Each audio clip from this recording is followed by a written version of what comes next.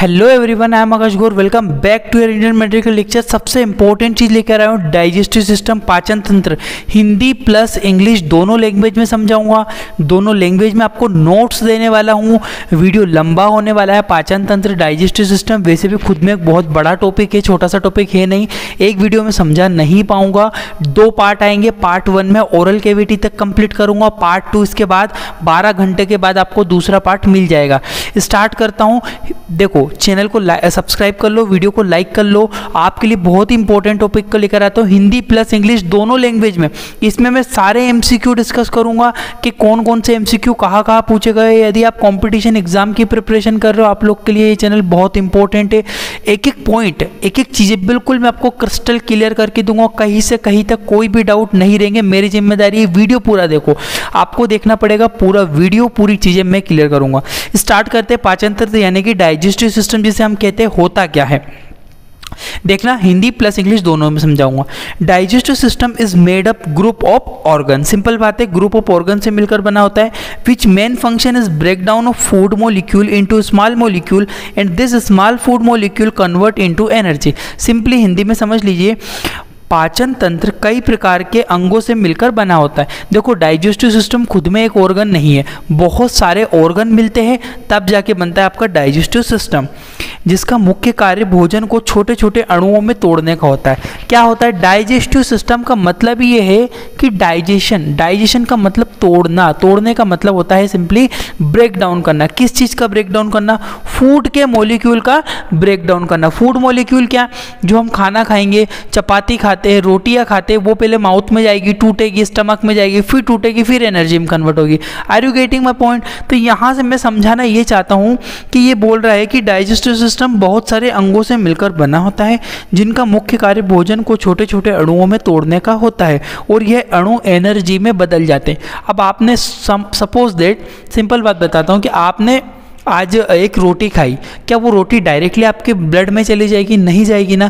पहले उस रोटी का ब्रेकडाउन होगा। जो भी आपने खाया है, दाल खाई है, जो भी आपने लिया है, फ्रूट्स लिए हैं, उन चीज़ों को पहले टूटेंगे, फिर वो टूट के छोटे बनेंगे। छोटे बनने के बाद वो कन्वर्ट हो जाएंगे एनर्जी में। जैसे कि आपने ग्लूकोज, बहुत सारा आपने ग्लूकोज ले लिया, ठीक है। आपने दाल वगैरह, मूंग दाल वगैरह ज़्यादा ले ली, प्रोटीन ज़्यादा ले लिया, तो प्रोटीन में कन्वर्ट होगा। तो उन दाल के अंदर से प्रोटीन को तोड़ के बाहर निकालना और उस प्रोटीन को ब्लड तक सेंड करने की प्रक्रिया कहलाती है आपकी डाइजेशन, ठीक है। पाचन तंत्र कई प्रकार के अंगों से मिलकर बना होता है। बहुत सारे अंग होते हैं, जिसका मुख्य कार्य भोजन को छोटे छोटे अणुओं में तोड़ने का होता है एवं यह अणु को एनर्जी में बदल देते। गेटिंग? नेक्स्ट चीज, digestive system also called GI tract, gastro intestinal tract, और ऑल्सो कॉल्ड एलिमेंट्री कैनाल। 2 चीज़ों के नाम से फिर से जाना गया है। कौन कौन से? GI tract. GI का मतलब गैस्ट्रो इंटेस्टाइनल ट्रैक्ट, ठीक है। GI का फुल फॉर्म क्या है? कभी भी कंफ्यूज मत होना, दोनों नामों से पूछा जा सकता है। पाचन तंत्र किसे कहते हैं, गैस्ट्रो इंटेस्टाइनल ट्रैक्ट किसे कहते हैं, और also called alimentary canal. Alimentary canal का मतलब होता है पतली सी गली, पतला सा रास्ता, ठीक है, उसको कैनाल बोलते हो। तो ये रास्ता ही तो है, खाने का रास्ता, भोजन का रास्ता, उसे मैं क्या कहूँगा? Alimentary canal. और मैं कह सकता हूँ डाइजेस्टिव सिस्टम, और मैं कह सकता हूँ GI tract, gastro intestinal tract. देखिए, हिंदी में पाचन तंत्र को गैस्ट्रो इंटेस्टाइनल ट्रैक्ट के नाम से भी यहाँ पे जाना जाता है, ठीक है। एलिमेंट्री कैनाल के नाम से भी जाना जाता है। दोनों चीज़ों के मैं नाम से इसमें बोलूँगा कि भाई ये एलिमेंट्री कैनाल भी बोलूँगा और इसको सिंपली दूसरे नाम से भी जानूंगा, जिसे मैं GI tract, gastro intestinal tract भी कहूँगा। तो ये जनरली एक पाचन तंत्र का, एक डाइजेस्टिव सिस्टम का एक जनरल इंट्रोडक्शन है, जो कि आपको देखना है। क्लियर है? आगे बढ़ूँ। अब देखो, ये तो हुआ आपके बहुत सारे ऑर्गन से जनरल एक इंट्रो। अब आगे बढ़ता हूँ थोड़ा सा। Alimentary canal start from mouth and and in anus. बोलना चाहता है कि एलिमेंट्री कैनाल माउथ यानी कि मुंह से चालू होकर एनस पर ख़त्म हो जाती है। माउथ से स्टार्ट होती है और कहाँ पे? एनस तक जाके ख़त्म हो जाती है। आप यहाँ पे डायग्राम देख पाते हो, अगर प्रॉपर्ली दिखाई दे रहा है यहाँ पे आपको, ये माउथ है। हमारे माउथ से चालू हुई और कहाँ पे ख़त्म हुई? आपके सीधी जाके ख़त्म हो जाती है यहाँ पे एनस तक। ये देखो, ये एनस वाला एरिया है, ठीक है, यहाँ पे जाके ये फिनिश हो जाती है। तो एलिमेंट्री, यही लिखा हुआ है, alimentary canal start from the mouth and and from the anus. ठीक है, एलिमेंट्री कैनाल मुंह से चालू होकर एनस तक जाकर खत्म हो जाती। इस पूरे ट्रैक्ट को, इस पूरे रास्ते को मैं कहूँगा सिंपली एलिमेंट्री कैनाल। ठीक है, आगे बढ़ूँ।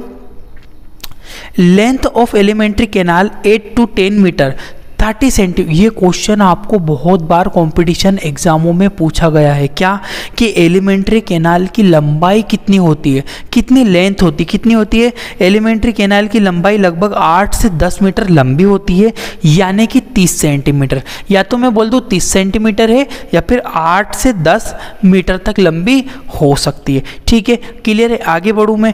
अब देखो ये दो चीज़ बताई कि एलिमेंट्री कैनाल भी मैंने डाइजेस्टिव सिस्टम को बोला है।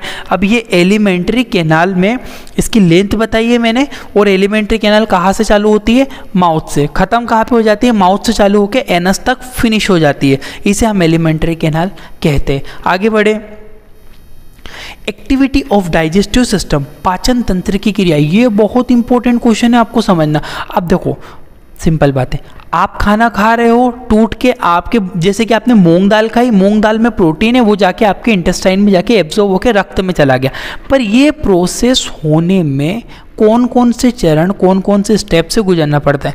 मैं बोलूँ कि मुझे इंदौर से भोपाल जाना है, तो इंदौर से भोपाल जाने के लिए मुझे पहले यहाँ से देवास जाना पड़ेगा, आष्टा जाना पड़ेगा, फिर वहाँ से मुझे सीहोर, फिर भोपाल आएगा। इसी प्रकार से भोजन को डाइजेस्ट होने के बीच की जो प्रक्रियाएं है, जो बीच की जो प्रोसेस है, उन प्रोसेस को अलग अलग भागों में विभाजित किया है। उसे बोलते हैं डाइजेस्टिव सिस्टम या पाचन तंत्र की क्रियाएं। भाई कौन कौन सी होती है। Digestive system complete it's process in 5 stage. पूरा जो भोजन का पाचन है 5 प्रक्रिया में पूरा होता है। कौन कौन सी प्रक्रिया, पाचन तंत्र की 5 मुख्य क्रियाएं होती है, इंपॉर्टेंट है। पहला है इंजेशन। इंजेशन मतलब इंजेक्शन। आपने इंजेक्ट किया, आपने इंजेक्शन का नाम सुना। उसमें क्या करते हैं, दवाई भरी, इंजेक्ट कर दिया, डाल दिया के अंदर। डालना, डालने की प्रोसेस को इंजेशन बोलेंगे। बोला है इंजेशन। कौन सी है बताऊंगा आगे। दूसरी होती है प्रोपल्शन। प्रोपल्शन भी इंपॉर्टेंट प्रोसेस है। उसके बाद डाइजेशन, अब होता है भोजन का डाइजेशन।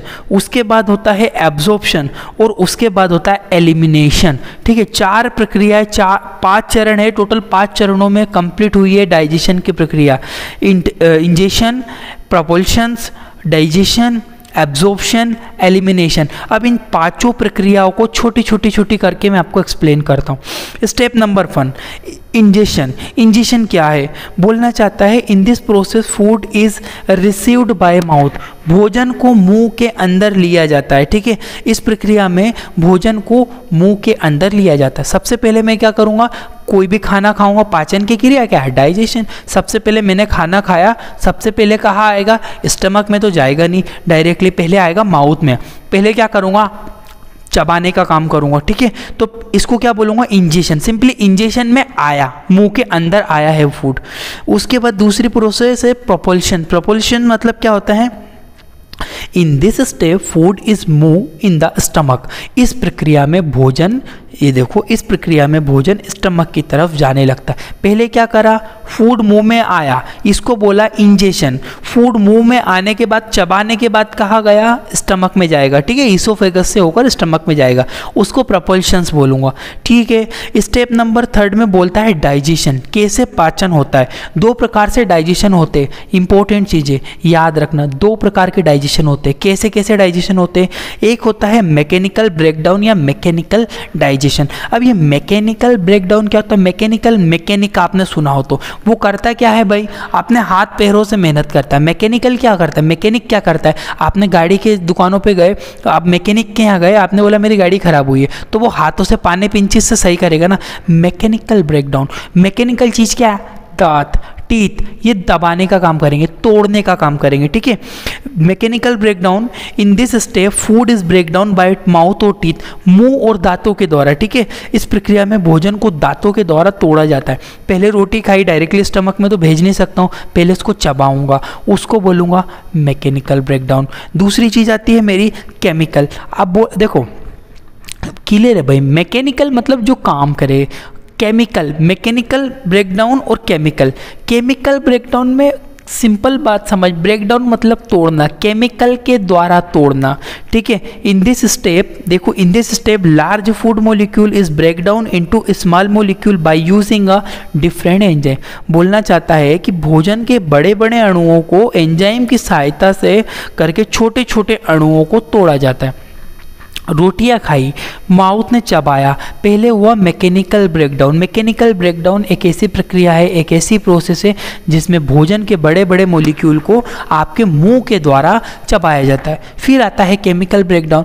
केमिकल ब्रेकडाउन एक ऐसी प्रक्रिया है जिसमें भोजन को आपके स्टमक के द्वारा रिलीज हुए एंजाइम, बहुत सारे लीवर के द्वारा रिलीज हुए एंजाइमों की रिएक्शन प्रक्रिया करवा के उन्हें सिंपली तोड़ा जाता है। इसे बोलते हैं केमिकल। क्लियर हुआ दो चीज़ आपको कि भैया एक प्रोसेस है मैकेनिकल ब्रेकडाउन, एक प्रोसेस है chemical breakdown. Mechanical breakdown mouth से, केमिकल स्टमक में। दो पॉइंट मैंने क्लियर कर दिए। मैं आगे बढ़ूँ इस चीज़ को क्लियर करें तो ये 3 प्रोसेस हुई अभी, 3 प्रोसेस, इंजेशन, प्रपल्शन, डाइजेशन, ठीक है। इंजेशन मतलब मुंह के अंदर लेना, प्रपल्शन मतलब कि वो निगल जाना, और डाइजेशन मतलब तोड़ना फूड को। आगे बढ़ूँ, नंबर 4 स्टेज आती है आपकी एब्जॉर्प्शन। अब मैंने जो खाने को तोड़ा है, मैंने जो मूंग की दाल मैंने खाई थी, माउथ से चबाया था, यहाँ से प्रपल्शन किया था, स्टमक में डाइजेशन हुआ था। डाइजेशन मतलब टूटना छोटे छोटे अणुओं में। अब उस डाइजेशन का एब्जॉर्प्शन, अब भाई वो ऐसा तो नहीं कि मैं बॉडी से बाहर एक्सक्रीट कर दूं, वो इंपॉर्टेंट चीज़ तो मुझे मेरे ब्लड में भेजना पड़ेगी ना, मुझे मेरे ब्लड में सेंड करना पड़ेगा।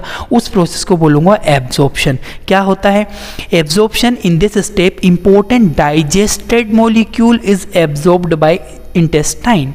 इंटेस्टाइन के अंदर डाइजेशन होता है। इस प्रक्रिया में पचे हुए महत्वपूर्ण भोजन के अणु को छोटी आंत के द्वारा रक्त में पहुंचा दिया जाता है। सिंपल बात कर रहा है कि जो डाइजेस्टेड फूड है ना, जो फूड इंपॉर्टेंट, जो पूर्ण रूप से पच गया है, उस पचे हुए भोजन को, उस पचे हुए मॉलिक्यूल को इंटेस्टाइन के द्वारा एब्जॉर्ब कर लिया जाएगा, और एब्जॉर्प्शन के बाद वो चला जाएगा हमारे ब्लड के अंदर, ठीक है। उसके बाद आता है एलिमिनेशन। आपने बहुत सारे कंपटीशन वगैरह देखे होंगे, आप टीवी वगैरह पे देखते होंगे चीज़ों को कि किस प्रकार से एलिमिनेट करते। बोलता है एलिमिनेशन राउंड है, उसको हटा दिया गया, एलिमिनेट कर दिया गया, बाहर निकाल दिया गया। क्या बोल रहा हूँ? बाहर निकाल दिया गया। आखिरी प्रक्रिया है एलिमिनेशन। बोलना चाहता है इन this step undigested food remove from the body by large intestine. इसके द्वारा बड़ी पूर्ण रूप से अपचित भोजन जो कि पचा नहीं है, उसको शरीर से बाहर बड़ी आंत के द्वारा बाहर निकाल दिया जाता है। बड़ी आंत, लार्ज इंटेस्टाइन के थ्रू एक्सक्रीशन होगा, उसे मैं एलिमिनेशन भी कह सकता हूँ, एक्सक्रीशन भी कह सकता हूँ। तो ये पूरी प्रोसेस है आपके, जैसे बोलते हैं जन्म से मरण तक की पूरी जो जीवन लेता है, जीवन से पूरे अंत तक की पूरी कहानी। इसी प्रकार से भोजन लेने से उसको बाहर निकालने तक, एक्सक्रीशन तक की कहानी ये है। कौन कौन सी बताइए, एक बार जरा सा रिपीट कर देता हूँ। इंजेशन मुंह में लेना, प्रपल्शन स्टमक में डालना, डाइजेशन 2 प्रकार का, मैकेनिकल और केमिकल। मैकेनिकल मुंह से ब्रेकडाउन और केमिकल जो स्टमक के एंजाइम से। उसके बाद मैंने बोला आपको एब्जॉर्प्शन, एब्जॉर्ब करना। उसके बाद मैंने बताया आपको एलिमिनेशन, एलिमिनेशन का एक्सक्रीशन मतलब शरीर से इसको बाहर, पूरे शरीर से बाहर निकाल देना बड़ी आंत के द्वारा। ज़्यादातर डाइजेशन, याद रखना, सबसे ज़्यादा एब्जॉर्प्शन जो होता है वो आपकी स्मॉल इंटेस्टाइन में, और एक्सक्रीशन जो होगा लार्ज इंटेस्टाइन में। आगे बढ़ूं मैं।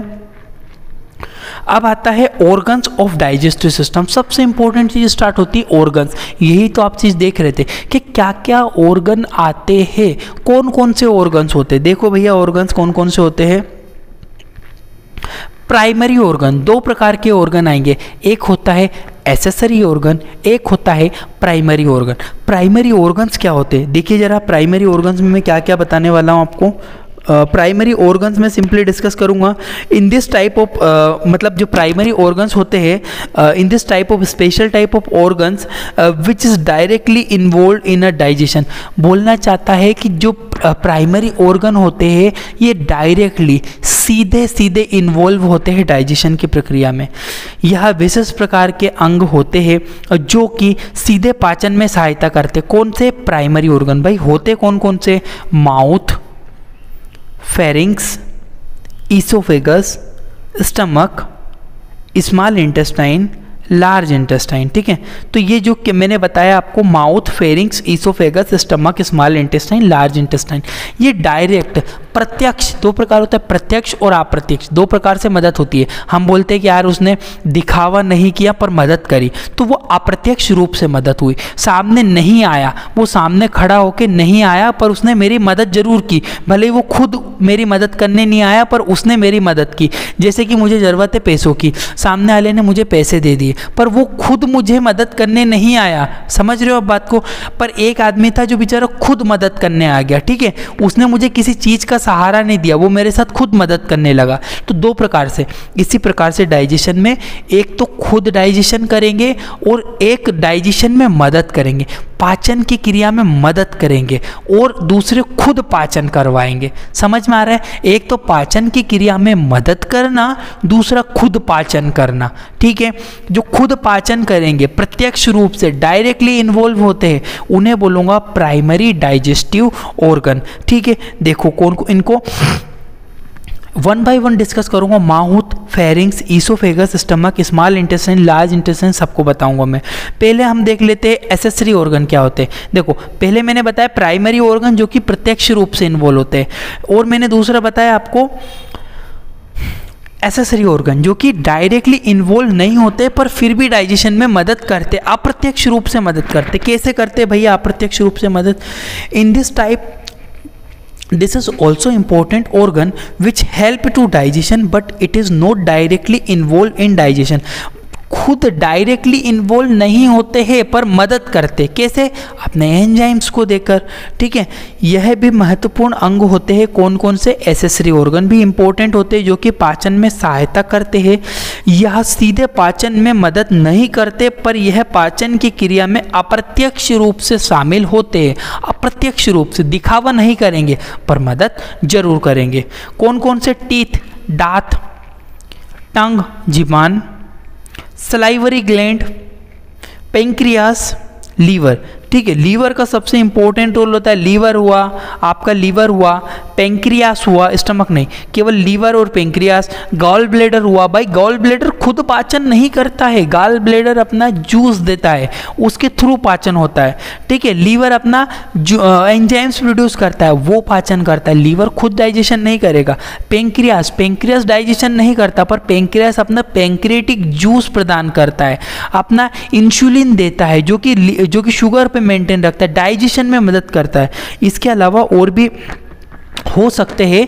तो ये हमारे हुए accessory organ. Primary organ, then हमारे second accessory organ. Primary organ में तो आपको क्लियर हुआ कि भाई प्राइमरी मतलब जो खुद इन्वॉल्व रहे, डायरेक्टली इन्वॉल्व रहे, और मैंने एसेसरी ऑर्गन में बोला खुद इन्वॉल्व नहीं है पर उनके कुछ पार्ट इन्वॉल्व है, वो अपनी मदद करेंगे डाइजेशन में। क्लियर है? अब मैं आपको एक एक चीज़ें, पहले ओरल कैविटी बताऊंगा, ईसोफेगस बताऊंगा, स्टमक बताऊंगा, इंटेस्टाइन बताऊंगा, large intestine, small intestine, gall bladder, liver, pancreas, सारे चीज़ें जो डाइजेशन में है सब बताऊंगा पर एक एक करके। ठीक है, पार्ट 2 आएगा, ये पार्ट 1 है, 2 जरूर आएगा, 12 घंटे के अंदर आपको पार्ट 2 रिलीज हो जाएगा। ठीक है, पहले देखते हैं ओरल कैविटी। अब मेन इंपॉर्टेंट, सबसे इंपॉर्टेंट चीज़ होती है ओरल कैविटी में क्या क्या चीज़ें इन्वॉल्व रहती है। देखिए माउथ, जिसे हम क्या बोल रहे हैं? Oral cavity. Oral cavity, buccal cavity is Oval shape cavity which is present inside of school. बोलना चाहता है कि खोपड़ी के बीच में। आपको एक चीज दिखा दूं मैं यहाँ पे, अब देखो सिंपली ये क्या है? स्कल है। ये क्या है? आपके टीथ है। यहाँ वाले एरिया में खोपड़ी के अंदर जो, या स्कल जिसे हिंदी में खोपड़ी कहते हैं अपन, इसके अंदर यहाँ पे जो आपके टीथ रहते हैं, ठीक है, ये वाले टीथ वाला एरिया है, तो ये कैविटी में स्थित है ये। ठीक है, ये टीथ कहाँ पे है? ये जो मुंह वाला पार्ट है ये आपकी ओरल कैविटी है। इसमें क्या क्या है भाई? आप खुद समझ सकते हो कि इसमें टंग है, ठीक है, जीभान होती है, टीथ होते हैं, यूवेला होता है और अंदर पार्ट आते हैं। तो ये चीज़ें क्या है ये हमको डिस्कस करना। तो ये स्कल के अंदर फिट होते हैं। क्लियर है? ठीक है, यही चीज़ मैंने आपको यहाँ पे क्लियर करी हुई है कि माउथ ओरल केविटी या बकल केविटी जिसे कहते हैं, ओरल केविटी को बकल केविटी के नाम से भी जाना जाता है। It is oval shaped cavity which is present inside of skull, skull के अंदर की तरफ। माउथ को ओरल केविटी के नाम से या बकल केविटी के नाम से भी जाना जाता है। यह खोपड़ी के अंदर पाई जाने वाली खोखली संरचना होती है। खोखली है, कुछ नहीं है माउथ के अंदर, ठीक है, एक होलो स्ट्रक्चर रहता है, ठीक है। पार्ट्स ऑफ माउथ, माउथ के कितने पार्ट होते हैं, कौन कौन से भाग होते हैं, आपके मुंह के अंदर क्या क्या चीज़ें पाई जाती है। लिप्स, लिप्स होते हैं आपके माउथ में। वेस्टिब्यूल्स होते हैं, वेस्टिब्यूल के अलावा आपके पास टीथ होते हैं, दांत होते हैं, टंग होती है, ज़ुबान होती है, और पैलेट होता है। जो आपका ऊपर वाला पार्ट है ये पैलेट है, हार्ड पार्ट। अगर आपकी टंग को आप ऊपर की ओर टच करोगे फ्लोर की तरफ तो वो पैलेट है। यूवेला, जो कि आपको बीच में एक ऐसा हैंगिंग लटका हुआ रहता है, यहाँ पे गले के अंदर हैंग होता रहता है, मसल का बना होता है, उसे यूवेला कहते हैं, ठीक है। इन सारी चीज़ों को वेस्टिब्यूल, टीथ, टंग और पैलेट और यूवेला क्या क्या होते हैं एक एक चीज़ करके डिस्कस करेंगे। ये माउथ की केविटी आप देख सकते हैं, यहाँ पे माउथ में क्या क्या आया है। ऊपर वाले पार्ट को लिप्स बताया गया है, ठीक है, और भी बहुत सारी चीज़ें, बट मैं आपको इंपॉर्टेंट बताऊँगा, इंपॉर्टेंट चीज़ें को ही मैं डिस्कस करूँगा। आगे बढ़ता हूँ मैं यहाँ पे माउथ केविटी से। ठीक है, सलाइवरी ग्लैंड भी आती है भाई, माउथ के अंदर ही होता है सलाइवरी ग्लैंड, बहुत सारा सलाइवा प्रोड्यूस करती है, इंपॉर्टेंट होता है। अब देखो माउथ ओरल केविटी में आता है आपका वेस्टिब्यूल। वेस्टिब्यूल क्या होते हैं, vestibule present between teeth and lips, दांत और लिप्स के बीच में प्रेजेंट होते हैं, ठीक है। डायग्राम में देखो ये बोलना चाहता है दांत और होठों के बीच में खाली जगह पाई जाती है, उसे वेस्टिब्यूल कहते हैं। देखो ये तो ऊपर वाले जो आपको दिखाई दे रहे हैं ये लिप्स है, ये टीथ है, तो टीथ और लिप्स के बीच में जो खाली जगह है ना, ये यहाँ पे अगर आपको दिखाई दे रहा है डाउन साइड पे, ये वाली जगह अगर आपको दिखाई दे रही है तो ये बीच में जो जगह है ना, इसको बोलूँगा मैं क्या, वेस्टिब्यूल। वेस्टिब्यूल मतलब होठों के और दांतों के बीच में जो खाली जगह है उसे वेस्टिब्यूल में कहूँगा, ठीक है। उसके बाद देखो टीथ। अब नेक्स्ट चीज़ आती है आपकी टीथ। टीथ क्या होते हैं सबको पता है, टीथ कितने होते हैं ये इंपॉर्टेंट है, सब चीज़ों को ध्यान से आप पढ़िएगा। Teeth are located mandible and maxillary bone. Mandible और मैक्सियल जो बोन होती है उसकी जो कैविटी मतलब खाली जगह होती है, and it help to chewing of food. Chewing मतलब फूड को चबाने में मदद करती है। देखो दांत दो प्रकार की हड्डियों मैंडिबल और मैक्सिला के बीच में खाली जगह पर स्थित होते हैं और इनका मुख्य कार्य भोजन को चबाने का होता है। मेन काम क्या है, फूड को चबाना, ठीक है। देयर आर 32 टीथ, टोटल 32 दांत हमारे मुंह के अंदर होते हैं। कौन कौन से होते हैं 32? नंबर 1 इंसीरस, इंसीरस होते हैं 8, ठीक है। डायग्राम में भी आप देख सकते हो कि ये वाला जो पार्ट है, जो तीखा वाले जो दांत होते हैं इस टाइप के इंसीरस होते हैं। इंसीरस कितने होते हैं? टोटल 8 दांत होते हैं। नेक्स्ट आता है कैनाइन। कैनाइन कितने होते हैं? कैनाइन टोटल 4 दांत होते हैं, ठीक है। कैनाइन ये वाले, ये भी तीखे होते हैं हल्के से। कैनाइन ये वाले दांत होते हैं कैनाइन, ये भी कितने होते हैं? 4 होते हैं, ठीक है। प्रीमोलर, प्रीमोलर टोटल 8 दांत हमारे मुंह के अंदर प्रीमोलर पाए जाते हैं, ठीक है। ये देख सकते हो प्रीमोलर कुछ इस टाइप से हमारे अंदर दिखाई देते हैं दांत, ठीक है। प्रीमोलर के बाद आते हैं आपके मोलर। मोलर कितने होते हैं? 12 होते हैं। टोटल कितने हुए? 32 टीथ होते हैं टोटल, ठीक है।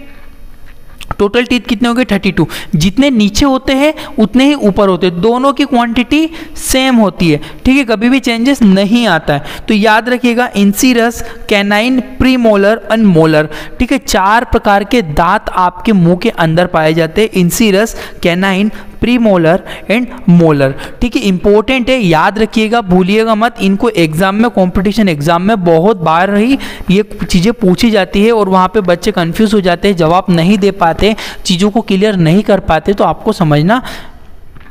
आगे बढ़ता हूँ मैं इसमें हम देखते हैं टंग। अब टंग का क्या रोल होता है, कैसा स्ट्रक्चर होता है? Tongue has voluntary muscle and it is present on floor of mouth. ये मुंह के नीचे की ओर डाउन साइड पे प्रेजेंट होती है, फ्लोर की तरफ, ठीक है। बोलना चाहता है वॉलेंटरी मसल्स की बनी होती है। वॉलेंटरी मसल्स क्या होती है? ऐसी मसल जो हमारे कंट्रोल में रहे। अब मैं आपसे बात कर पा रहा हूँ, मैं आपको यहाँ पे पढ़ा पा रहा हूँ, क्यों? क्योंकि मेरी जो ज़ुबान है, मेरी जो टंग है, मेरे वश में है, मेरे हिसाब से काम करती है। अगर आपने मेरी मसल वाली वीडियो नहीं देखी तो इसके पहले मैंने मसल वाली वीडियो, मस्कुलर टिश्यू अपलोड किए, वो देखिए जाके, ठीक है। टंग विशेष प्रकार की वॉलेंटरी मसल पाई जाती है और यह मुंह के तले में स्थित रहती है। मुंह के तले डाउन साइड फ्लोर की तरफ स्थित होती है। Its main function is that it help to movement of food and mix a food with saliva। बोलना चाहता है कि इसका मुख्य कार्य भोजन को सलाइवा के साथ मिलाने का होता है और यह भोजन को आगे की ओर भी बढ़ाती है। क्या करा? टंग है, जब आप खाना खाओगे जो टंग है ये क्या करेगी, ये टंग चबाने के साथ साथ जो फूड है ना उसको रोटेट, इधर से उधर जब आपको फूड को भेजना है तो वो रोटेट करेगी। रोटेट करके हम जो सलाइवरी ग्लैंड सलाइवा बलगम भी बनाएगी तो उसके साथ मिक्स करेगी कि मैशअप बनाती है और उसको ये भोजन को आगे बढ़ाने का भी काम। आगे बढ़ाने का मतलब जब आप निगलते हो, आपने ऐसे निगला तो जो टंग होती है ये यहाँ से आपको फूड को अंदर धकेलने में मदद करती है आपकी, ठीक है। देखो ये चीज़ क्लियर हुई आपको टंग में कि भैया टंग क्या होती है। टंग एक फोल्डेड स्ट्रक्चर माउथ में होता है, फ्लोर पे स्थित होता है, वॉलेंटरी मसल से मिलकर बना होता है। अब देखो इसमें कुछ टेस्ट रिसेप्टर पाए जाते हैं। अब आप कैसे खट्टा खाते हो तो आपको पता लग जाता है नींबू है, आपने तीखा खाया तो तीखा है। इस टाइप से आप जो चीज़ें खाते हो आपको सोर्स पता लगते हैं ना कि क्या क्या आपको। अब देखो टंग के अंदर रिसेप्टर का मतलब होता है एक ऐसे पॉइंट होते जो आपको स्वाद का अनुभव कराते। यहाँ पे होता है ये वाला बिटर सौर खट्टेपन का जब एहसास करवाएगा तो इधर आपको ऐसा लगेगा, पानी पूरी खाओगे तो इधर की साइड पे पानी जैसा रिलीज होता है। सौर खट्टेपन का एहसास ये वाली साइड पे होता है। देखो सॉल्टी जो आपको सॉल्ट खारा खारा लगेगा वो यहाँ से फील होता है। और स्वीट जब मीठा आपको लगेगा, जब आपको मीठा लगेगा स्वीट तो वो यहाँ से लगेगा। क्लियर है? बिटर, सॉर और सॉल्टी और स्वीट ये चारों प्रकार के जो टेस्ट होते हैं आपके जीवान में, जो टंग रिसेप्टर होते हैं वो मदद करते हैं, ठीक है। बिटर, सॉर, सॉल्टी और स्वीट, ठीक है। ये इंपॉर्टेंट है, याद रखिएगा आप कौन कौन से टेस्ट रिसेप्टर आपकी टंग के अंदर पाए जाते हैं। नेक्स्ट चीज आती है सलाइवरी ग्लैंड। भैया बहुत इंपॉर्टेंट टॉपिक है, एक वीडियो में क्लियर नहीं किया जा सकता। फिर से बोल रहा हूँ, मैं खुद परेशान हूँ, एक चीज़ों में आपको पूरा नहीं बता सकता, पार्ट 2 मुझे बनाना पड़ेगा। सलाइवरी ग्लैंड होती क्या है? In mouth 3 important saliva, 3 special type की मुंह के अंदर 3 विशेष प्रकार की सलाइवरी ग्रंथियां पाई जाती जो कि सेक्रेशन करे, सलाइवा बनाए। कौन कौन सी? एक होती है पेरोटिक ग्लैंड, ठीक है। दूसरी होती है आपकी सबमैंडिबुलर ग्लैंड, एक होती है सबलिंगुअल ग्लैंड, ठीक है। जो देखो आप यहाँ पे जो पेरोटिड ग्लैंड है सबसे बड़ी है, सबसे बड़ी जो ग्रंथि होती है सलाइवरी। एक क्वेश्चन कभी पूछा जा सकता है कि सलाइवरी ग्रंथियों में सबसे बड़ी ग्रंथि कौन सी होती है? सबसे बड़ी होती है पेरोटिड ग्लैंड, सबसे बड़ी होती है यहाँ पे लोकेशन अगर आप देख पा रहे हो तो यहाँ पे लोकेटेड होती है। दूसरी बताइए सबमैंडिबुलर। सबमैंडिबुलर कौन सी है? ये वाली, यहाँ वाली जो नीचे की साइड पे होती है ना, ये लोकेटेड होते हैं सबमैंडिबुलर ग्लैंड, ये सबमैंडिबुलर है। और एक होती है सबलिंगुअल, ये सबलिंगुअल यहाँ पे सबसे छोटी कौन सी है? सबलिंगुअल है, उससे बड़ी सबमैंडिबुलर, उससे बड़ी आपकी पेरोटिड ग्लैंड होती है। तो ये तीनों सलाइवरी ग्लैंड है जो कि आपके माउथ के अंदर पाई जाती है। बहुत ज़्यादा इंपॉर्टेंट है, आप इस चीज़ को ध्यान रखिएगा। आगे बढ़ता हूँ मैं आपको। ओरल कैविटी में पेरोटिड ग्लैंड पेरोटिड ग्लैंड के बारे में बता रहा हूँ। Parotid gland is a very large as compared other salivary gland. It is produce enzyme into the mouth by help of duct. ये बोलना चाहता है पेरोटिड ग्लैंड सबसे बड़ी ग्लैंड होती है। अभी बताया भैया कि सबसे बड़ी ग्लैंड कौन सी है? पेरोटिड ग्लैंड है। तो बोलना है कि पेरोटिड ग्लैंड सबसे बड़ी ग्रंथि होती है दूसरी ग्रंथियों की तुलना में। यह सबसे बड़ी ग्रंथि होती है जो कि अपने एंजाइम को नलियों के द्वारा मुंह के अंदर स्त्रावित करती है। इस पर डक्ट होती है, उस डक्ट के थ्रू ये मुंह के अंदर बहुत सारे एंजाइम्स को प्रोड्यूस करती है, ठीक है। पर डे, ये क्वेश्चन आपको एम्स वगैरह में पूछा गया है शायद। पर डे 1000 से 1500 ml सलाइवा बनती है, ठीक है। क्या बोलना चाहता है? एक दिन में सलाइवरी ग्रंथियां लगभग 1000 ml से 1500 ml तक सलाइवा रोज बनाती है, रोज बनाने का काम करती है, ठीक है। इन saliva special type of enzyme present which is called amylase. Special type के एंजाइम्स होते हैं जिन्हें में एमाइलेज के नाम से जाना जाता है, ठीक है। सलाइवा के अंदर विशेष प्रकार के एंजाइम्स पाए जाते हैं जिन्हें एमाइलेज कहा जाता है या पाचन की प्रक्रिया में बहुत ही महत्वपूर्ण भूमिका निभा निभाते हैं, इंपॉर्टेंट रोल अदा करते हैं, ठीक है, डाइजेशन में, ठीक है, ये आप देख सकते हो। उसके बाद यूवेला, यूवेला कहाँ होता है? यूवेला आपके जो टंग के जो लटका रहता है ना बीच में, यहाँ पे आपको फोल्डेड स्ट्रक्चर दिखाई देता है। देखो, uvula is a folded muscle which is hang upper side of mouth, मुंह के ऊपर की साइड टंगा हुआ रहता है, ठीक है। यूवेला मसल का बना होता है, यहाँ ऊपर की तरफ ऐसे टंगा हुआ रहता है, ठीक है। It's main function is that it do not allow the enter the food in a nasal cavity, ये खाने को ऊपर नाक में नहीं घुसने देता। उस नेजल कैविटी को जब खाओगे ना तो ये से पीछे हो जाता है और आपकी जो नेजल कैविटी उसको बंद कर देता है ताकि आपका खाना नाक में ना घुसे। इसका मुख्य कार्य यह है कि ये भोजन को नेजल कैविटी के अंदर नहीं जाने देता। ये था आपका यूवेला। यूवेला के बाद oesophagus, oesophagus also called a food pipe, it is a hollow inside, ये अंदर से खोखला रहता है। इसोफेगस को फूड पाइप के नाम से भी जाना जाता है। यहाँ अंदर से खोखला रहता है। डायग्राम में देखो आप सिंपली, ये जो आपके माउथ और स्टमक को जो कनेक्ट करता है ना वो होता है इसोफेगस, जिसे हम फूड पाइप, खाने का पाइप भी बोलते हैं, ठीक है। It's main function is that it carry a food from the mouth, भोजन मुंह से लेता है और स्टमक तक सेंड करता है, वही बात लिखी हुई है। इसका मुख्य कार्य यह है कि यह भोजन को मुंह से लेकर हमारे स्टमक तक भेजने का कार्य करता है। माउथ से कैरी करेगा, स्टमक तक सेंड कर देता। कौन करता है? आपका oesophagus. Thank you for watching your Indian medical lecture. आज की वीडियो में इतना ही था। और इसमें एक चीज़ और बता दूं मैं आपको, जो नॉर्मल इसकी लेंथ होती है 25 सेंटीमीटर तक लेंथ होती है, इसकी लंबाई जो होती है। ये पार्ट 1 था। इसके बाद मैं आपको पढ़ाऊंगा, देखो मैंने माउथ पूरा क्लियर कर दिया, यूवेला वगैरह, इसोफेगस बता दिया। अब स्टमक, लीवर, पेंक्रियास और इंटेस्टाइन वगैरह के बारे में अभी 12 घंटे के अंदर आपको वीडियो आ जाएगी। आप एंड स्क्रीन में भी देख लेना, अभी डली नहीं होगी तो अभी डल जाएगी। और आप इसको पूरा पार्ट 2 जरूर देखना। पूरा डाइजेस्टिव सिस्टम जब तक क्लियर नहीं होगा, जब तक आप पार्ट 2 नहीं देखोगे। यार मैं पार्ट 2 नहीं बनाता, मैं खुद मजबूर हूँ, बाकी डाइजेस्टिव सिस्टम बहुत ज़्यादा बड़ा है, एक वीडियो में मैं अपलोड नहीं कर सकता, इसलिए मुझे पार्ट 2 बनाना पड़ रहा है। पार्ट 2 जाके अभी देखो। Thank you for watching Indian medical lecture.